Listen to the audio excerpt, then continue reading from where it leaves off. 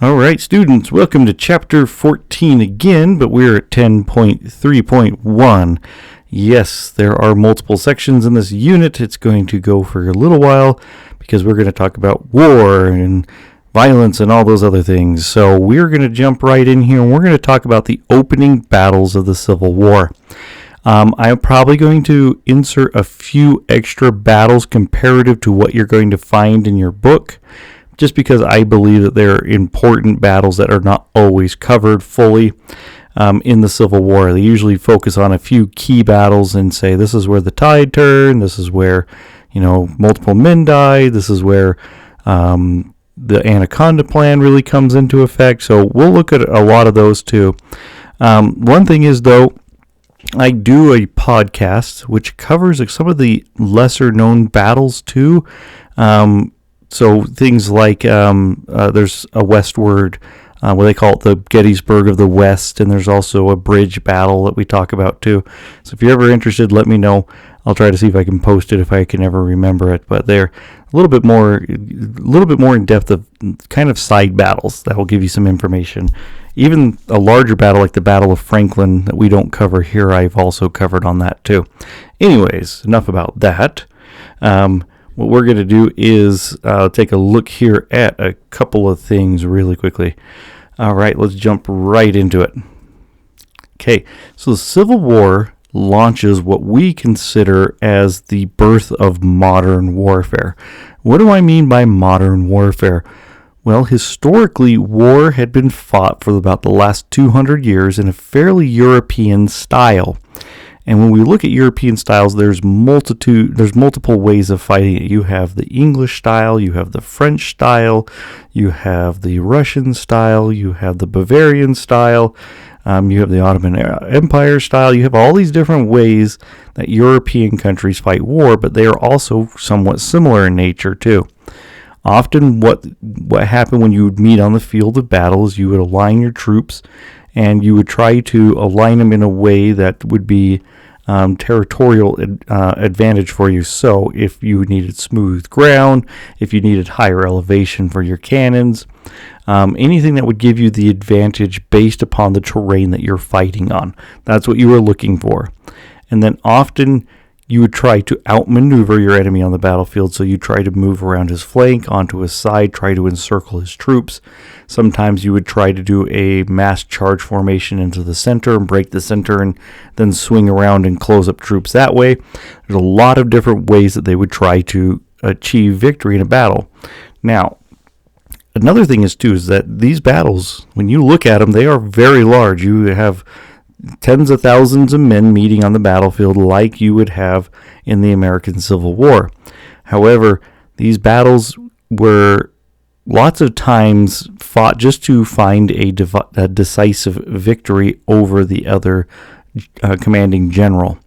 What does that mean? Well, lots of times you could see battles really play out in this type of format. You'd have a large line of troops. They would march up, and they'd march closer to each other, they would align with each other, and then the commander had decisions.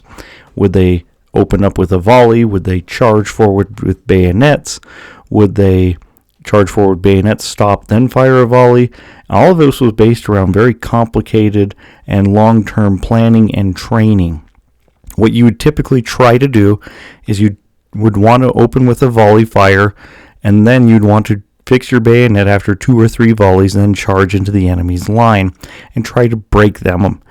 If that didn't work directly, then you would follow up with a cavalry charge. You would take your horses and you would try to position them usually on the flanking ends and then have them come brush into the side and outmaneuver and severely beat down the infantry. These were European strategies. Americans tried to do them a little bit at first and realized it wasn't going to work, and we moved into a more modern war type scenario. Now, does that mean that we gave up on like line formations? No, you still see line formations throughout the Civil War, but for the most part, you will see strategies and tactics change throughout the war, and there's reasons for this too. And we'll talk about those in just a moment here. Another thing is, though, is with European warfare, it was not designed to utterly annihilate like cities and territories. Now, admittedly, During the Austrian-Hungarian War, you did start to see some of those larger scale battles where they would devastate the entire countryside. But for the most part, European battles, usually you'd have a number of battles, somebody would gain an advantage, and the other side would sue for peace. And usually they were fighting over maybe a small plot of land or territory that they wanted access to, or over trade issues or some sort of offense that happened. Oftentimes they had limited objectives that if they achieved those objectives, that they would end the war. And now sometimes you see those wars going on, you're like, oh, some of these wars went on for 6 years. And you're like, yeah, but they fought in like summertime. And then many times they would retire for the fall and winter. But in the American Civil War, this was a full-on blitz to destroy the other side, and the North more so than anybody else. The North's plan was to completely annihilate the South's ability to wage war. And so that's what the North was trying to do during this time frame, is if they were to gain territory, then they would go in and they would burn entire cities. They would burn foundries. With Sherman's march, you'll see him burn entire 2 to 3 mile wide swaths of land where they completely and absolutely eliminate all cattle, crops, and food along their marching ways, and leaving nothing for the South in return. So the American Civil War, if you see pictures of like Richmond or Atlanta before and after, you will see the utter devastation that was left in the wake of the Union Army when it found an advantage. The other thing too is that the American Civil War was focused on capturing capitals. The Confederates would have liked to capture Washington, D.C. The Union would like to have captured Richmond. They felt like either one of those would create a situation if they captured Richmond that the Confederacy would fall. If they captured Washington, it would force the Union to negotiate a peace. So both sides were trying to capture key government facilities or government towns.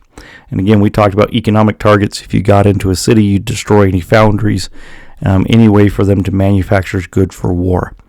And again, military targets are the same throughout any part of history. Try to take forts. Once you annihilate a fort or you achieve dominance over a fort, usually you can hold greater swaths of territory that requires large amounts of manpower to try to overrun and take a fort. All right.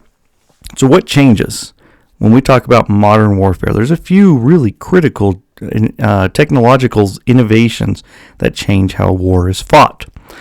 First and foremost, you have something that's called the mini ball. Mini ball is named after its inventor, who's a French inventor with the last name Mini.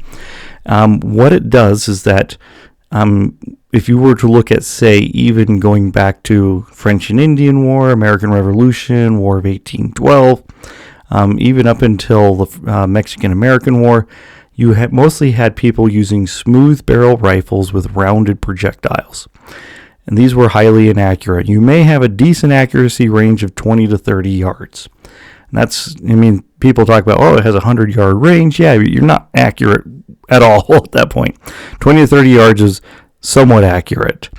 What changes is that rifling comes into play. So we start to rifle barrels, which is basically putting a groove into the barrel itself, which allows the bullet to spin and then makes it more accurate. And then the mini ball, as you can see, it looks like a traditional bullet from what we see today.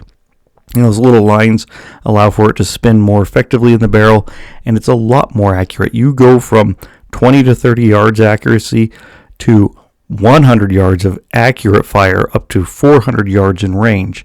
So suddenly you are using European tactics designed for muskets that shoot 20 to 30 yards accurately to men who are using muskets here that can shoot you from 100 yards accurately. So European style tactics soon fade away because of the sheer amount of carnage that happens because of the accuracy of the weapons. Secondly, you see the introduction of repeating rifles or Sharps rifles even. Spencer rifle, The Spencer rifle allows you to fire a bullet, pull back the lever, and drop a new one in. I know that doesn't sound very inventive, but that allows you to make rapid fire. A person with a Sharps rifle usually could put up to maybe 30 rounds downrange a minute. whereas your traditional musket fire would be about 3 rounds a minute on a very good trained soldier. Not only that, then you start to see repeating rifles, so where you have a lever action and you can carry sometimes up to 8 to 10 rounds that you can quickly fire. You see revolvers really enter into the battlefield where you have somebody who can shoot 5 to 6 rounds out of one handgun.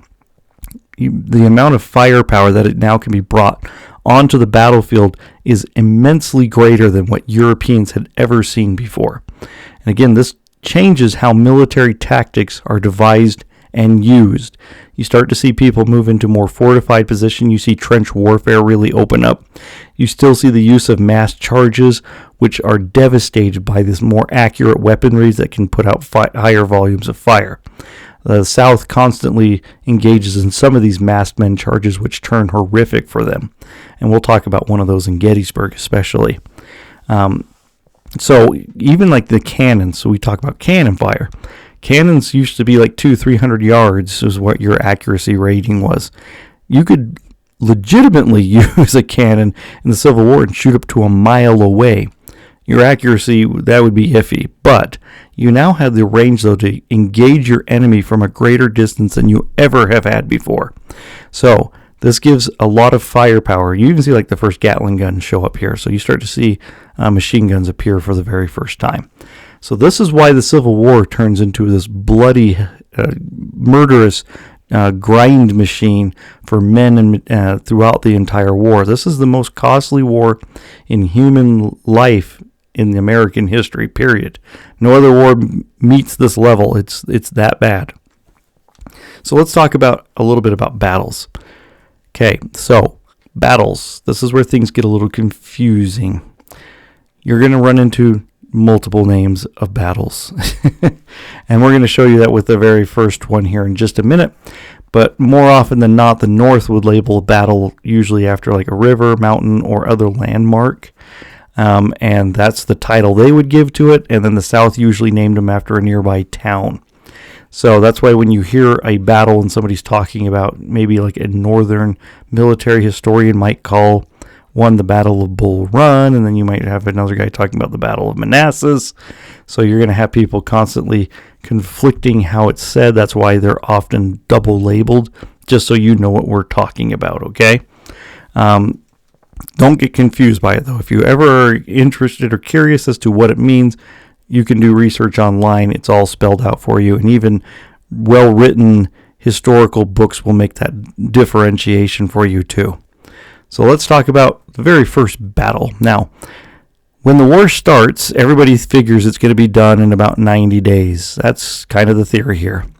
Lincoln is told that they can capture Richmond immediately, so he listens to his generals and he sends a large force southwards to try and take the capital of the Confederacy in Richmond. So he raises a large number of troops, and they start to march on down there. So this is the first battle of Bull Run and Manassas. You have a couple battles of Bull Run and Manassas. That's why we call it the first battle. You have two generals that meet up here, and this is General McDowell, and you have General Beauregard. If you remember General Beauregard, he was down at Fort Sumter. He was a tactically brilliant artilleryman. He was quite flashy in his apparel. That's one way to put it. He always wore a very fancified uniform and had his mustache all well done and everything. He's kind of what they called in the back in the day a dandy, a bit of a way. What happens here is at the front lines you have over 60,000 troops meet up with each other. And so what happens is that it's not too far outside of Washington, D.C. where this happens. So people from around the city thought, oh, well, let's go out and watch a battle for the day. So you legitimately have U.S. senators and congressmen, and you have their wives, and you have other elites, and even regular people who go out and sit on the hillside and pack lunches and picnics to watch the battle unfold. And so they believe that the rebels would be dispatched in short order because the Union men were better equipped and prepared to fight and fend off the rebel force that is trying to protect their capital. And what happens is you have two very green armies that run into each other. What do I mean by green armies? Green armies basically means armies that have not had much experience in combat, seen combat, or are very effective on the field of combat. Just kind of as an historical note here, most troops, when they first sign up for like the Union, they would be signed up in a town, raised as a regiment, marched to the front line with very little actual military training. Some units were better trained than others, and you'll see that training pay off, but you do have some that just show up completely unprepared, and sometimes this is the very first time they shot a rifle. So it doesn't turn out very well for them at the very beginning here. What happens is that the Federals, they really do look good at the beginning. They start to push heavily against the Confederates. They start to collapse one of their side lines, and it looks like the Union might actually be able to push the rebel army off the field. However, right at the moment that it looked like Union victory would be imminent, what happens is that suddenly Stonewall Jackson shows up with his reinforcements onto the battlefield, and they set up and start to push back against the Union advance. When they start to push back against the Union advance, the Federals start trying to come up heavy up onto Henry Hill, and Thomas Jackson appears on the top of the hill, and he's standing there rallying his men, and he's standing straight and yelling at his men to regroup and push back forward. And people at that moment, and there's some debate as to who said it, but somebody says, look at Jackson standing there like a stone wall, like he's not moving at all, and the nickname stuck with him. So he's known as Stonewall Jackson throughout the rest of the war as he survives it. Survives up to a certain point in the Civil War. So that's how he gains his famous nickname, Stonewall Jackson. Because of the reinforcements, this brings you fresh troops, and that's often critical here in the Civil War, is having reserves. You hold a group of your soldiers back after the fighting becomes fierce and a group of your soldiers is completely exhausted. Large segments may have been wounded, injured, or killed. You then are able to bring up reserves who can take those men's places and be able to push forward back against an equally exhausted lines of troops. The Union was famous for lacking reserves that they could push forward, and instead they usually had a large contingent of their troops sitting on the front line. And so you'll frequently look at when Lee attacks Federal forces, you'll always read about, hey, they're in the middle of the field, things seem like a stalemate, the North starts to gain a little bit of advantage, and then out of nowhere, a group of reinforcements comes back up from the rear end of the Confederate lines and pushes the Union back in disorganization and in full-fledged retreat. This is a commonality that happens over in this front of the war, over in the Eastern Front. You'd figure that Union would figure this out by some point, but they really don't get a strong, clear understanding until about 62, 63, when they really start to be able to push back against these types of these Confederate tactics. So what happens though at Bull Run is eventually the lines break for the Union, and the men go into full-fledged chaotic retreat, dumping guns, equipment, tools, everything else all on their way, running back to Washington, D.C., right over top of all the picnickers on the side of the hill. So the very first battle, the Civil War, easily goes to the Confederates. When we look at casualty numbers, the casualty numbers can be misleading. So I want you to go with them with this understanding, okay? Casualties take into account dead, wounded, missing in action, and prisoners of war. So while we look at casualties of 2,900 men and 2,000, that does not mean 2,900 men died. That means up to 2,900 men were killed or wounded or captured by the enemy. So it was a pretty violent encounter, though, for the very first part of the war, and it woke the Union up to the fact that this war was not going to end quickly. This was going to be a long-haul war. This was going to be a violent war, and it was going to be dangerous, and lots of people were going to lose their lives. The book and other historians often think, Well, if the South would have pressed their advantage, they could have taken Washington, D.C. and ended the war there too. Washington, D.C. by this point was heavily fortified on the outskirts, and it probably would have taken, from a lot of other estimations, up to about 100,000 men to try to break that line. And even then, by that point, Washington would have been reinforced by anywhere from 60 to 80,000 men that were on their way down south. So what happens, though, is that Lincoln looks at this and he sees how badly McDowell is defeated, and he yanks him out and he puts McClellan in charge. And McClellan is Mr. Perfectionist, fussy man who refuses to attack the rebels unless he has a 10-to-1 man advantage. So McClellan becomes a thorn in the side of Lincoln. But we'll talk about him later. While the Union fares poorly in the East, one thing that they do fare well in is in the West. And this is where you actually see Ulysses S. Grant first show up for the first time. And he fights off against General Buckner. And they have 40,000 troops between them. And Grant was supposed to go and take the Mississippi. He had some issues with his commanding officers in the region. Often they didn't trust him. Grant has kind of a shifty background where he resigned from the army after the Mexican-American War to try to make his way to financial freedom by farming and being a salesman, which he wasn't good at any of those. And he had a reputation for being a drunk. Was he a drunk throughout the Civil War? There's a lot of debates about it, but for the most part, it appears that he was not drinking throughout most of the war. So, but it was a reputation that had dogged him continuously, even still today. So he was. I remember when we talked about the Anaconda Plan, he was tasked with actually taking control of the Mississippi River to cut the South into half. So, where am I at here? Oh, I think I went backwards. There we go. Like, where am I at? All right, so Grant starts going off. Ulysses S. Grant. Now, that's not his actual name. It was misspelled, or it was incorrectly inputted at West Point when he showed up, and they basically said, either this is you or you go home. So he's known as he went by U.S. Grant or Ulysses S. Grant for the rest of his life. His fellow soldiers nicknamed him in West Point Sam because U.S. Grant, like Uncle Sam, so they called him Sam. So his closest friends usually referred to him as Sam. So his job, though, was to attack and take Fort Henry and Fort Donelson in Tennessee. The South had quickly established and put these forts up.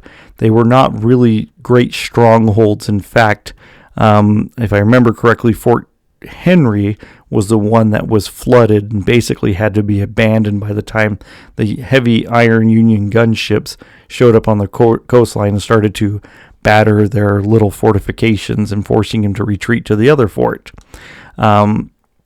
One of the things, though, is really fascinating is we're going to talk about the ironclads here in just a minute. But over in the West, the Union was already heavily using ironclad gunboats. And so one of the things we're going to talk about when we look at the ironclads is like shells bouncing off the side, and people are like, they're invincible. That's not what they thought at all. There was times where you read about some of these Union ironclads facing off against Southern fortifications, and Southern fortifications are using what are called 128-pound cannons, basically meaning they shoot a bullet that's 128 pounds, and they would shatter into these ironclads and just absolutely annihilate them. So they're not impervious to fire, but they are very strong, and the gunboat becomes Grant's like ace in the hole when he's attacking throughout the South. These are very effective, and they tear apart Southern forts easily. And so he is able to secure, Grant is able to secure both the forts in quick order. However, looking at the Battle of Fort Henry, it's a bit more difficult to understand what happened there because the South actually came out with troops to meet the Federals on the front line. And it seemed like they might have been able to hold off.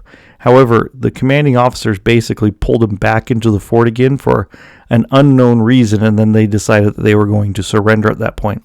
Some people accuse them of cowardice. Others, they just think it was a bad militarily decision. So when they was asked, though, what is your terms for surrender? Because often you'd be asked for terms, and you'd be something along the lines of vacate the fort, drop all your weapons, go home and don't fight for 18 months, things like that. And Grant said, your unconditional and immediate surrender. And so they take, again, the newspapers this time run with U.S. Grant unconditional surrender grant. That's what he becomes known as throughout the South, that he was merciless when it came to attacking. And he, in all reality, Grant was kind of like an attack dog. He would meet his enemy, he would push with all his power and all the manpower that he had behind him, and he'd fight ferociously and try to drive you off the battlefield. And this becomes kind of his trademark even when he moves to the east. Grant is a no-nonsense soldier. He is, I'm not on the battlefield, I'm going to win at whatever the cost is. All right, so the Union wins. We look at casualties. Now, again, remember when I talked about those casualty numbers, when I say, you look at this and you're like, holy cow, disproportionate numbers, 3,900. That's because about 12,000 Confederate troops were captured and taken as prisoners of war. So with the taking of these two forts, it gives Grant a wide open passage down to the state of Mississippi and throughout Tennessee. And he starts to exploit that advantage in order to continue to push forward with the Anaconda Plan. So here's the famous one. The ironclads. Sorry, guys, this is really long. So the South wanted to break up. Remember, we talked about blockades, trying to prevent them from shipping their cotton to Europe in order to economically strangle them. Well, the South sought a way to finally end the blockade of at least one of their ports. So they take an old ship that was left behind in the Virginia shipyards by the Unions, and they put a large iron casing around the top of it. And they name it the CSS Merrimack. And what they do is they load it up with heavy cannon, and it is a steam-powered boat, and it sails out of the harbor, and it meets two Union ships. I'm not sure if I want to call them battleships. I believe they're frigates. And they meet him out there in the lines. And the one problem is that these Union ships are made out of wood and timber. So when this heavy iron-laden vessel shows up, the cannonballs pretty much just bounce off the side of the Merrimack. And the Merrimack quickly sinks two of them, the Cumberland and the Congress. And here's the thing, these were top-of-the-line Union ships. These were not just kind of, this is our subset group, we're going to send these guys out there. No, these were top-of-the-line naval vessels, and that they were sunk and they were defeated. And this really worried the North. However, they knew about the Merrimack. And so they were prepared with their own ironclad, and they quickly got it up to speed and sent it south to take on the Merrimack. And this one was called the Monitor. The Monitor is very unique in how it looks. As you can see, it's the one over here in the bottom corner where my mouse is at. Basically, it had a flat iron top, and then it had a rotating barrel on the top that had two cannons in it. And so the advantage it had is that, first off, it had a low profile. Secondly, it had a more efficient engine. It could move faster. The Merrimack was incredibly slow. Its steam engine was massively underpowered to try to make it an effective fighting ship when it came up against something like the Merrimack. Against the Monitor. And so basically, these guys fight for 5 hours against each other, basically wringing rounds off of each other's hulls. The advantage that the Monitor had is that it was more maneuverable, and basically it could avoid the large gun line on the sides of the Merrimack. And so the Merrimack couldn't ever bring its full firepower to bear onto the Monitor, so the Monitor was able to just quickly move around it. And this really changes naval warfare forever, because it shows and signifies the complete and total end of using wooden fighting ships on the ocean. They were no longer useful. And so the other thing that the Union has to do is build more of the Monitors to take the places of the wooden sailing ships. And also they had to move their blockades further away to prevent them from ever coming under fire from the Merrimack again. Eventually, though, both ships sink. The Merrimack is it's too heavy. So they try to remove iron plating, which then leaves the water line exposed. It gets into a couple more fights and catches fire, and eventually they just burn it. And the Monitor sinks in a storm while it was trying to head back up north after one of its other battles.